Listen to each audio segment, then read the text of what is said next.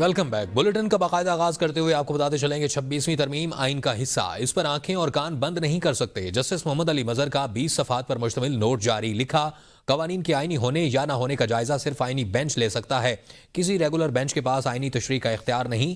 مزید دیکھتے ہیں اسلام آباد سے یہ رپورٹ۔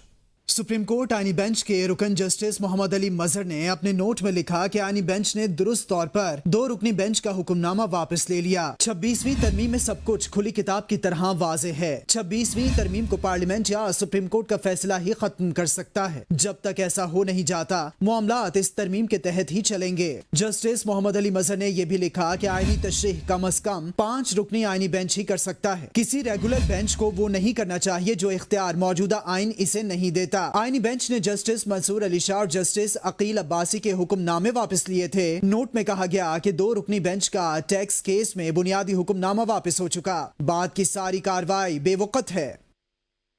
سپریم کورٹ ججز کے بعد جوڈیشل کمیشن کے ایک اور رکن کا خط بھی سامنے آ گیا۔ جوڈیشل کمیشن کے رکن سینیٹر علی ظفر نے چیف جسٹس یحییٰ آفریدی کو خط لکھا ہے، جس میں سینیٹر علی ظفر نے جوڈیشل کمیشن اجلاس ملتوی کرنے کا مطالبہ کر دیا ہے۔ سینیٹر علی ظفر نے خط میں لکھا کہ جب تک اسلام آباد ہائی کورٹ ججز سینیورٹی کا معاملہ حل نہ ہو جائے، اجلاس مؤخر کیا جائے۔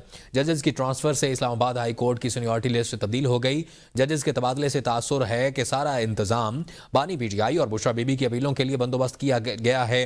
مناسب ہوگا کہ ججز کی سینیورٹی کا مسئلہ حل ہونے تک کمیشن اجلاس مؤخر کیا جائے۔ کمیشن نے اگر اجلاس کرنا ہی ہے تو ٹرانسفر شدہ ججز کو زیر غور نہ لایا جائے۔ شہباز حکومت کے 120 نکاتی اصلاحاتی پروگرام بارے جائزہ رپورٹ جاری کر دی گئی ہے۔ رپورٹ میں احتساب اور شفافیت کے حوالے سے مکمل جائزہ پیش کیا گیا ہے۔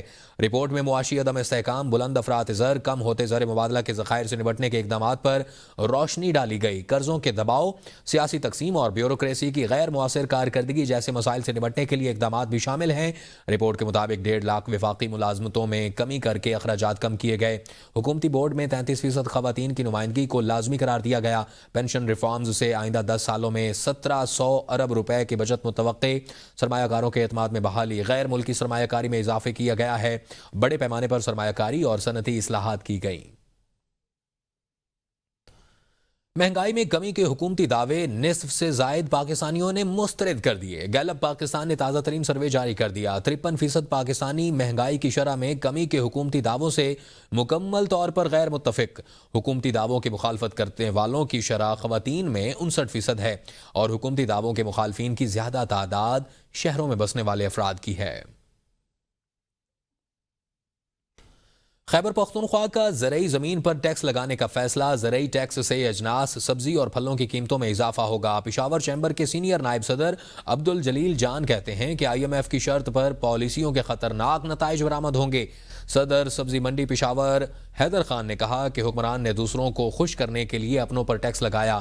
سابق صوبائی وزیر امان اللہ بولے زرعی ٹیکس کے زمینداروں پر اور زمین کی فروخت کرنے پر مجبور ہوں گے، اور 1 سال میں معیشت بہتر ہوئی تو عوام کو اس کا فائدہ کیوں نہیں پہنچا۔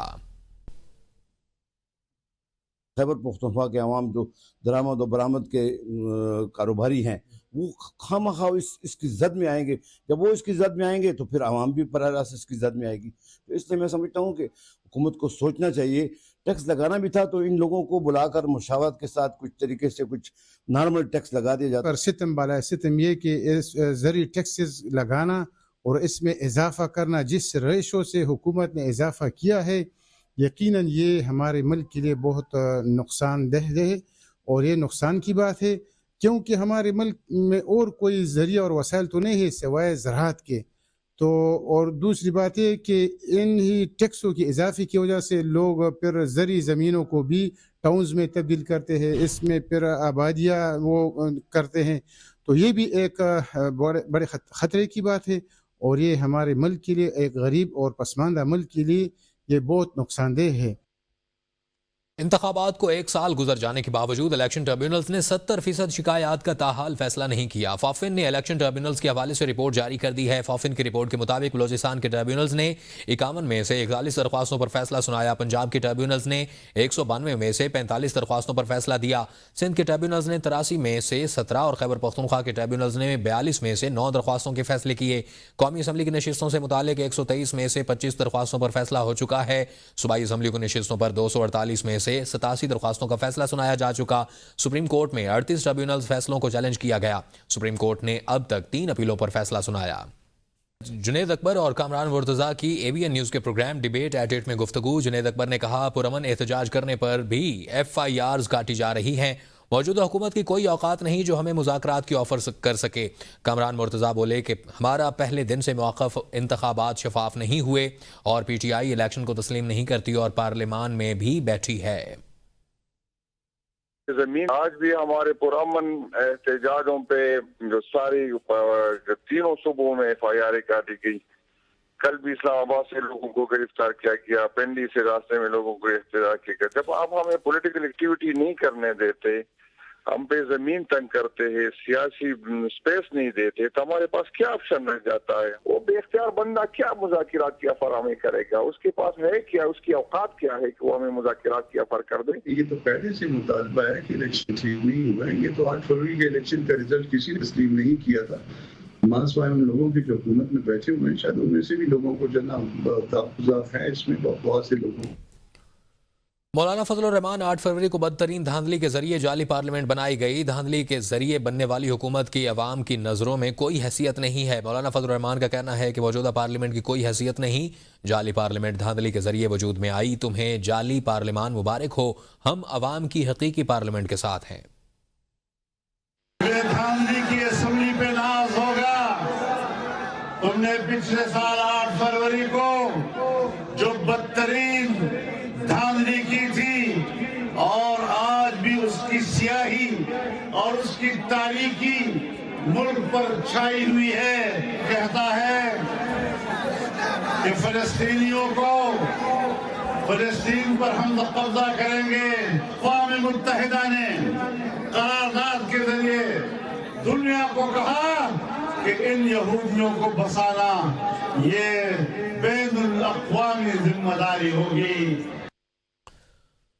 वज़ीर इत्तलात अता तारड़ ने कहा है कि PTI का यौम सियाह बुरी तरह नाकाम हुआ। लोगों ने एहतजाज की कॉल मुस्तरद कर दी है। इनसे तो हमारा एक यूनियन कौंसिल का जलसा बड़ा था। एक दौर था जब लाउड स्पीकर्स पर मुखालफिन को पुकार कर पगड़ियाँ उछाली जाती थीं। कारकुनों और पार्टी रहनुमाओं को मुश्किलों में डाला गया। नवाज शरीफ और उनके खानदान ने बहुत सख्तियाँ काटी। ये गम की घड़ी है और ये जितने कारकुनान हमारे चले गए दुनिया से, मैं हर किसी की काविश पे रोशनी डालूं तो ये वक्त गुजर जाएगा और रात पड़ जाएगी। कारकुनान के हवाले से कोई सेक्रेटेरिएट ऐसा फाल होना चाहिए या ऐसे कार्ड का इजरा होना चाहिए कि जिससे कम से कम ये पता लगे कि किस कारकुन की क्या काविश है। और उसमें उस कार्ड के अंदर सबसे पहली बात ये लिखें कि हर कोई कहता है पैदाइशी मुस्लिम लीग की, मगर उसमें वक्त का भी तयन किया जाए किसने कब मुस्लिम लीग ज्वाइन की। और मैं ये चाहूंगा कि मुश्किल दौर की भी काविश इसमें लिखी जाए कि मियां मोहम्मद नवाज शरीफ साहब ने, उनके पूरे खानदान ने, उनके भाई ने, उनकी बेटी ने, उनके भतीजे ने जो सख्तियां इस दफा झेली और 2 गम भी बर्दाश्त किए, वो नाकाबिले बयान है। आप सारे उस गम में शरीक रहे।